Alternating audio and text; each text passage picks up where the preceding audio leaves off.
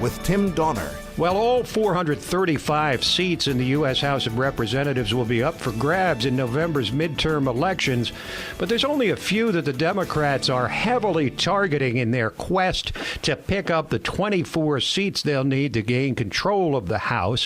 One of those targeted races is in the suburbs right next to Washington, D.C., Virginia's 10th district, where Republican Barbara Comstock has long been expected to get a serious challenge from the left. But now she's trying to fend off a growing challenge in the primary from her right, in the person of Shak Hill, decorated Air Force combat pilot and longtime entrepreneur and conservative pro-Trump activist. And with the primary set for this coming Tuesday, June 12th, Shak joins us now.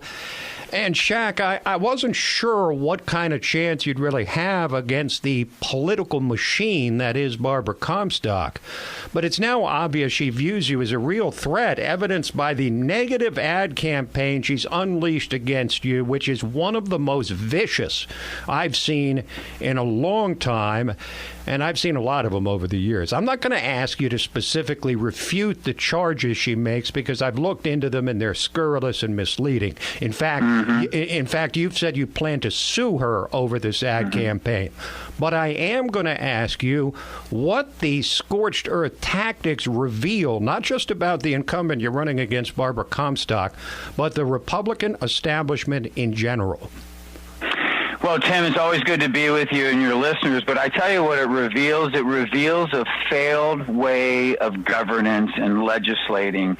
You see, Barbara Comstock does not want to talk about her record. She has an F from the Heritage Foundation, an F from Club for Growth, an F from Freedom Works, and she's a failed politician who has literally lied to us about wanting to repeal and replace Obamacare because she actually voted last year not to repeal it. She's lied to us about strengthening the military when she voted for transgender surgeries in the military, forcing our taxpayer dollars to pay for it. So the only thing she can do is make up a whole bunch of accusations and innuendos about me, but we solve all of them by going to shakhill.com. Your listeners can easily see a link that's titled "The Truth About Sleazy Barbara's Lies." With about 10 minutes worth of research, you'll be able to figure out that she is totally misrepresenting anything about herself, about me, and now about the Republican Party, because we need, just like you said, Tim, we need somebody who's going to support the president. Well, you keep pointing out in your ads, as you have here, that Barbara Comstock does not support President Trump and has been given a grade of F by those major conservative organizations, and that, incredibly, even Maxine Waters is rated less liberal than her, according to one source, the Conservative Review, which puts out a scorecard. And yet the left says that Barbara Comstock is a mouthpiece for Donald Trump. Is Comstock, like other soft Republicans, caught between the rock of being too liberal for some and the hard place of being too conservative for others? Well, she's caught between the rock of saying that she's going to do X and then she does Y. You see, when you get elected on a promise, and the first time anybody runs for public office, or certainly a different office, you're being elected on a promise. Well, now we know over all of these years exactly how Barbara has run. And to your point, the 10th Congressional District will be one of the most hotly contested districts, and we, the Republicans, will lose the seat if Barbara is our nominee. You see, Tim, she will not be able to run against a Democrat on the issues that Republicans run on and win with.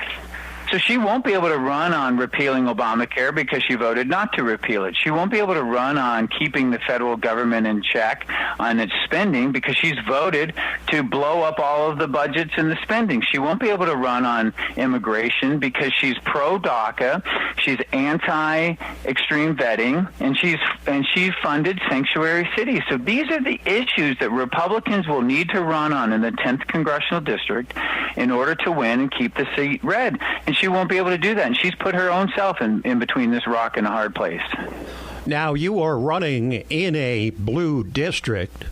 So let me play devil's advocate for a moment. Couldn't you make the case that Barbara Comstock, like other Republicans representing blue districts, is about the best that Republicans can do in a district that Trump lost by 10 points, that she has to legislate like a moderate in order to survive? Well, Barbara Comstock is the only person in the 10th congressional district that's a guaranteed loss for the seat. Yes, Trump did lose the district, but he lost at 52% because Hillary only got 52%. But, Tim, I don't think any of our listeners think that Wisconsin and Pennsylvania and Michigan are all of a sudden red states because Trump won there. So we can't presume that the district is now a blue state or a blue district because Hillary won by by only garnishing 52% of the vote. Now, don't forget this, too. Hillary got 52% of the vote in the district where the sitting congressman was working against the president, or at least the candidate. I mean, people seem to forget that component, but here's what's going to happen. If the people want to have a constitutional conservative that supports the president, they will elect me because the district will not support a lefty loony, and the history of the voting in the district supports that. Okay, Shak. Next Tuesday is the big day. You can go to shakhill.com to find out more about this, and make sure to get out and vote no matter who you intend to vote for. Shak, thanks so much for joining us. Tim, it's always a pleasure. Shakhill.com. Thank you very much. By the way, Shak has been endorsed by several conservative activists, including Sebastian Gorka from the Trump administration, Brent Bozell, longtime head of the Media Research Center, and now Richard Viguerie, who takes us all the way back to the days of Ronald Reagan.